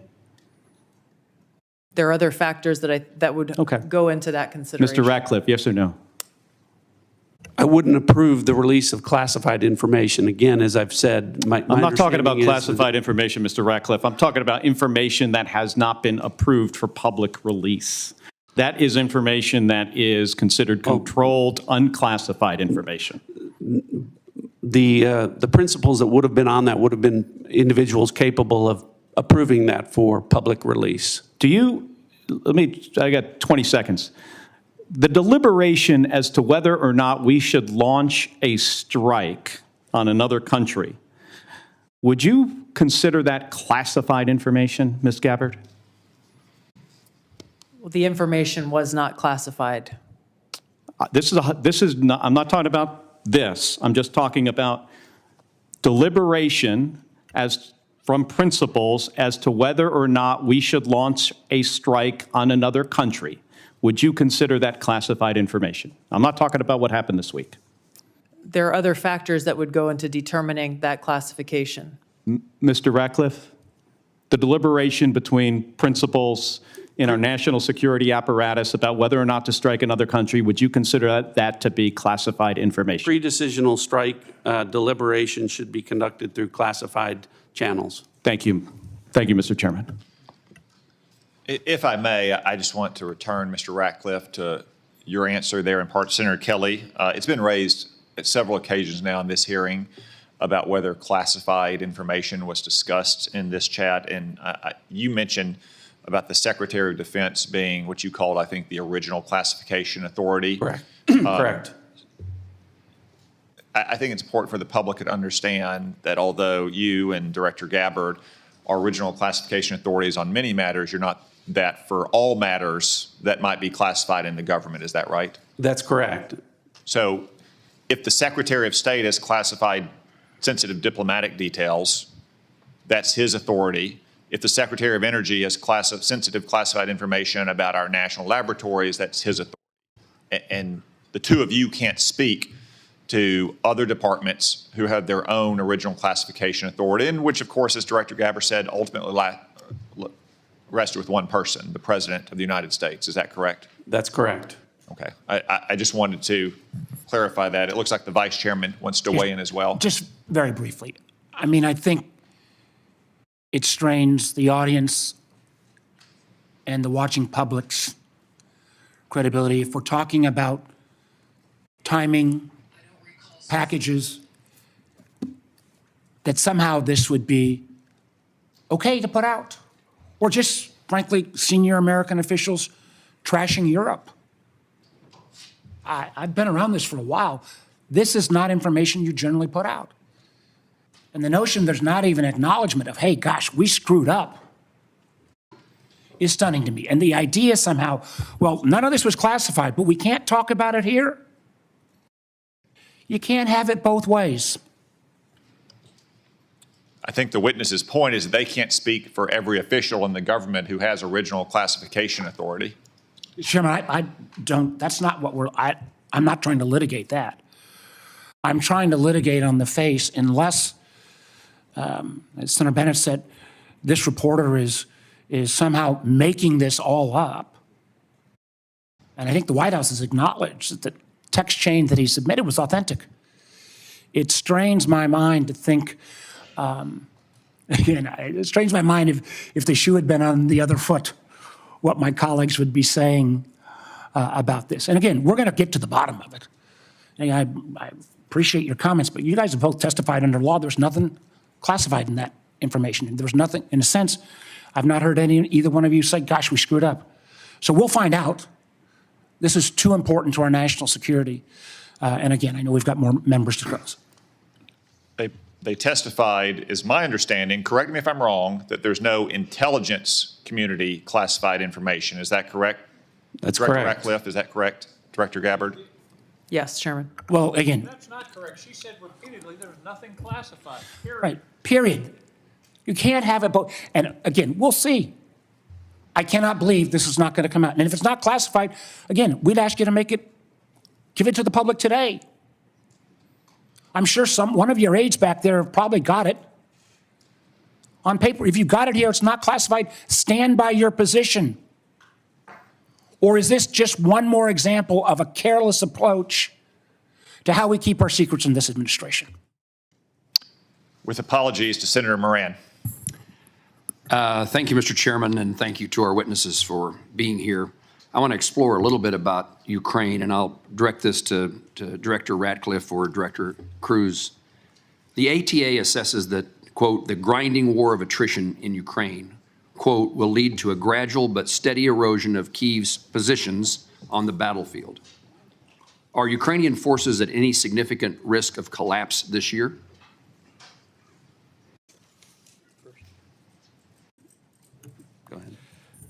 Before I turn it over to Director Ratcliffe, I think both sides are working through the equipment that they need, the industrial base they need to support that, and the personnel that are required to man all of that equipment and man the front lines. And as we see the battle space in the various portions, whether it's in Kursk, whether it's in any of the 4 oblasts, we see areas where Kyiv will struggle to prevent the slow attritional grind. We do not see an imminent collapse in any of the line of control battle spaces at this point. And then vice versa. That answers my question, unless you want to add something, Director. Whatever advantages in manpower and material they have, can Russia maintain its operational tempo without significant changes to how it's conducting the war? I think our assessment from a military perspective is that Russia has the ability to sustain its campaign longer than Kyiv would. Now, when that timeline hits, we do not have an assessment of, but I believe that if this were to go on for more than the remainder of this year, both sides would have a significant challenge maintaining their defense industrial base as well as their operational ops tempo. Longer than this year? That is correct, and they will each have difficulty at various points throughout the spring, summer, and fall as well. Thank you. Director Ratcliffe, ATA says continuing the Russia-Ukraine war perpetuates strategic risks to the United States of unintended escalation to large-scale war and heightened insecurity among NATO allies. What are the strategic risks to the United States if Russia were to achieve its maximalist objectives via peace agreement? Achieve via peace agreement? Yes. Well, I think that clearly the negotiations that are going on reflect that President Trump is seeking a cessation of the war on terms that will end the war permanently. From an intelligence community standpoint, and specifically with regard to CIA assets, we've taken steps to support that, the president's goal of an enduring peace. To General Cruz's comments, I agree with his assessment and generally the public assessment that Russia has the battlefield advantage, is grinding forward slowly. I want to comment on that, however, to say that with regard to the Ukrainian resistance, the Ukrainian people and the Ukrainian military have been underestimated for a period of several years now. And ultimately, I'm convinced from my reflections in observing from an intelligence standpoint that they will fight with their bare hands if they have to, if they don't have terms that are acceptable to an enduring peace. Obviously, to the point of maximalist goals, President Trump has communicated that he is aware of the dangers of that, of Russia getting what they want. And I think that the peace talks that are taking place would reflect, if successful, and they are making progress, that both sides would not get everything that they want and no one's maximalist goals would be achieved. Thank you both. In the short time I have, I'm going to skip a question and ask that I intended to ask, but ask the director of the FBI. Director, I chair the subcommittee that appropriates money for the Department of Justice, including the FBI. It has been our practice that the FBI director as well as the Attorney General appear before our committee each year.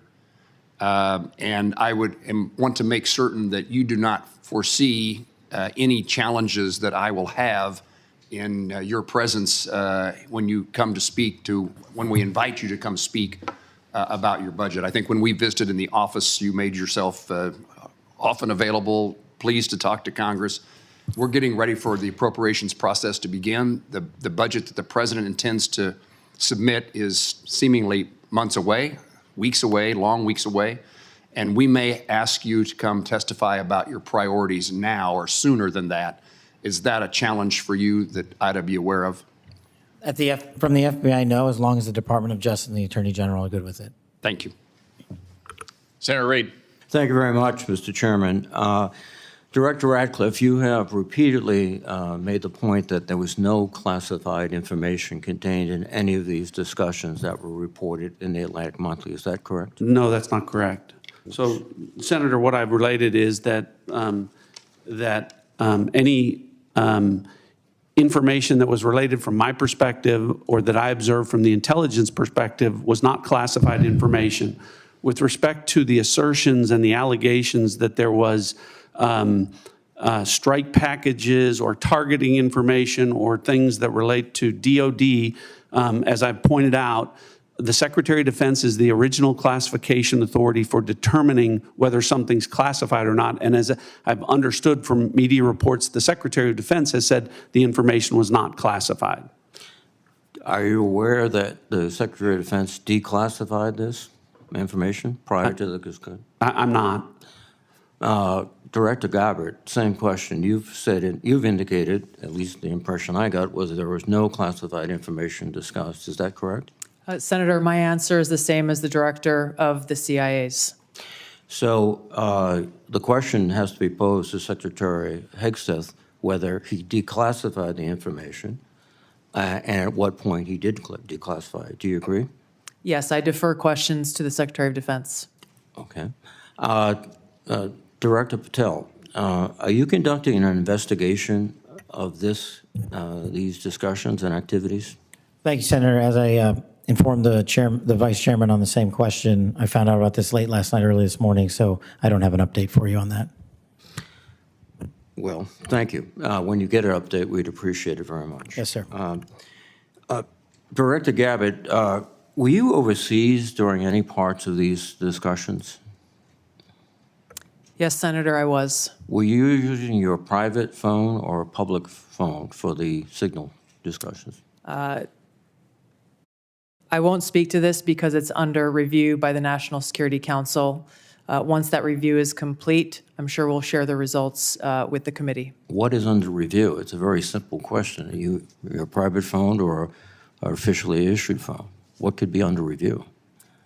National Security Council is reviewing all aspects of how this came to be, how the journalist was inadvertently added to the group chat, and what occurred within that chat across the board. But so you were not going to disclose anything about whether you use the phone. Director Ratcliffe, there's been indication that the CIA has warned recently retired personnel about the vulnerabilities of Signal and other encrypted messaging applications. If that's the case, why were you discussing these issues on Signal? Senator, Signal use, as I've said repeatedly, is permissible for work purposes. I've never said that end-to-end encryption apps like Signal are a substitute for classified systems. And I was not discussing classified information in this setting. But as you've indicated previously, perhaps the Secretary of Defense was discussing classified information, and only he can be held accountable in terms of whether it was classified or declassified at the point when he spoke. Is that accurate? Well, I didn't say it that way. I said the Secretary of Defense is the original classification authority, and my understanding is that his comments are that any information that he shared was not classified. But you have no way to verify that? I don't. Again, this is a very troubling example and a great lapse in our intelligence and our discussion. One further point, if you are not aware of any classified information on the discussions back and forth, would it be appropriate for the author to release the entire text of what he heard or transcribed? I think the author has released, my understanding, essentially almost all of the information as it's been related to me. I don't know what calculation the author made with regard to what information would be released or not. Well, but again, I can again confirm that with respect to the communications that were related, as to me, there was no classified information. According to the article, quote, the message contained information that might be interpreted as related to actual and current intelligence operations, and the author did not disclose that information. So the question would be, if he disclosed everything he heard, in your view. That wouldn't be classified information. I know the context of what that is, and I think the author said might be interpreted as related to intelligence information. It was not classified information. So it goes back to my point. If he released all this information he did not release, he could do so without any liability at the federal level. I think you're asking for a legal answer that I'm not able to give you, but. Mr. Patel, can you opine? You're a lawyer and you're the director of the FBI. Would he face any legal liability if he released the information? Because of the questions you and the Vice Chairman have put to me, I'm not going to prejudge the situation, and that legal call is ultimately for the Department of Justice.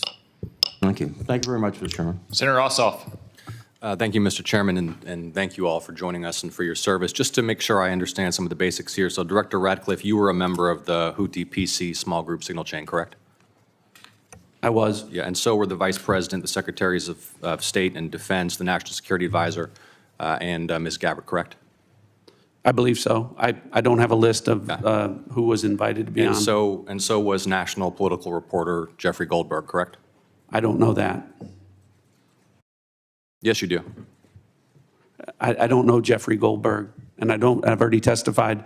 I don't know whether or how he was added. Okay, well, he was a member of the signal chain, and the discussion included the Vice President's private opinion on the wisdom of proposed U.S. strikes in Yemen, correct? I don't recall.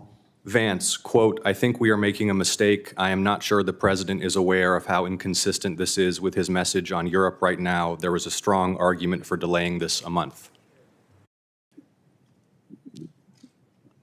You don't recall? I don't, as you don't recall seeing that? Read that. I don't. It included the private opinions of the Secretary of Defense on the timing of strikes in Yemen, correct? I don't recall.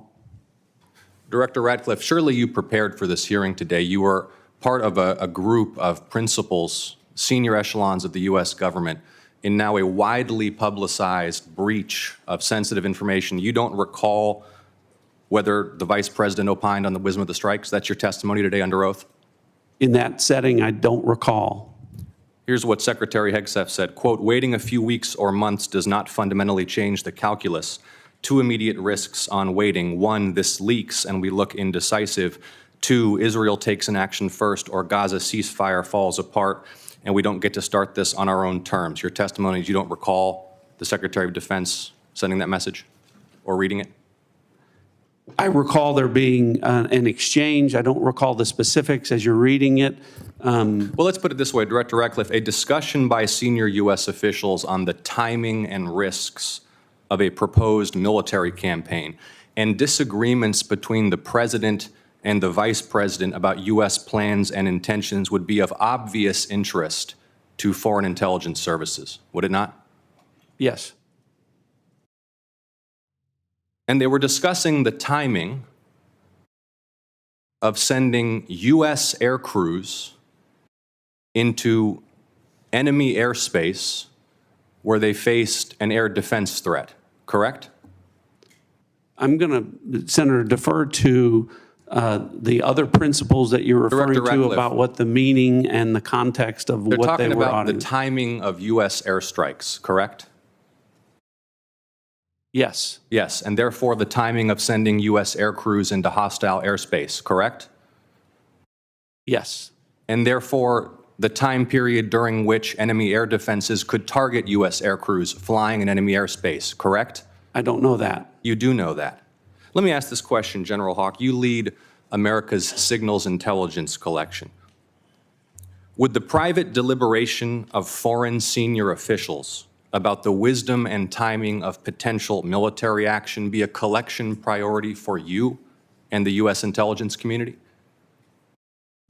Senator, it's our job to do indications and warning for both the plans and intentions of adversary leaders and for military commanders.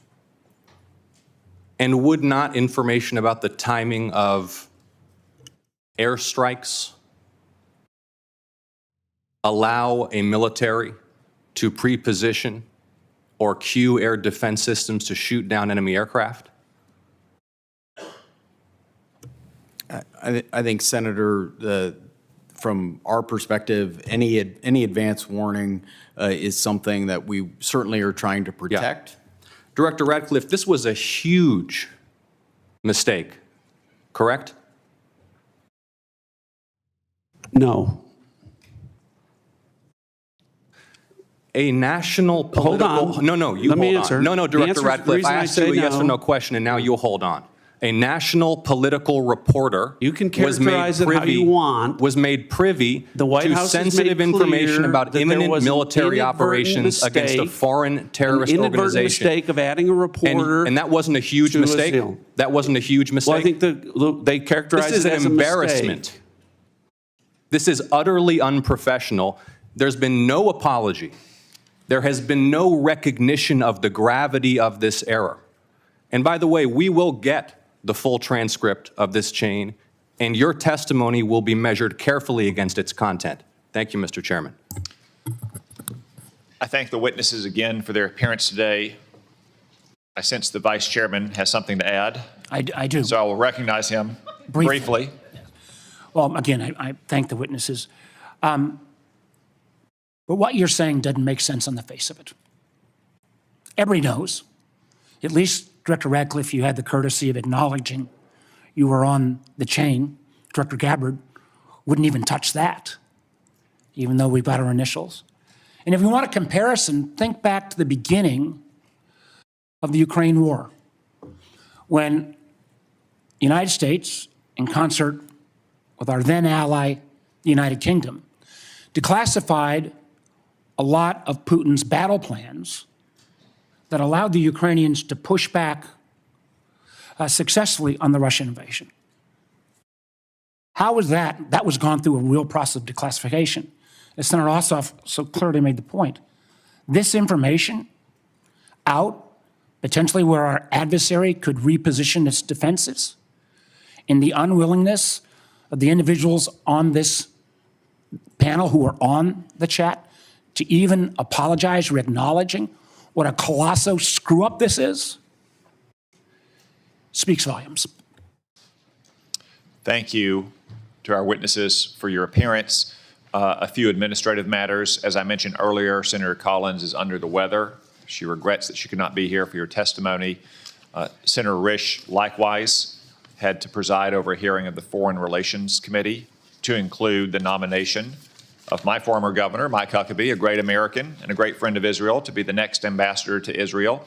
He also regrets that he could not be here. I anticipate he may have written questions as well. I would urge you all to respond to those promptly. Now, the audience will remain seated while our witnesses and their aides depart the hearing room. The Capitol Police will ensure this occurs. I want to commend the Capitol Police and our committee security staff for running an orderly hearing today. For the benefit of members, the vote on the floor has been called. We will adjourn this open hearing and we will reconvene in closed setting at 12:40 p.m. The hearing is adjourned.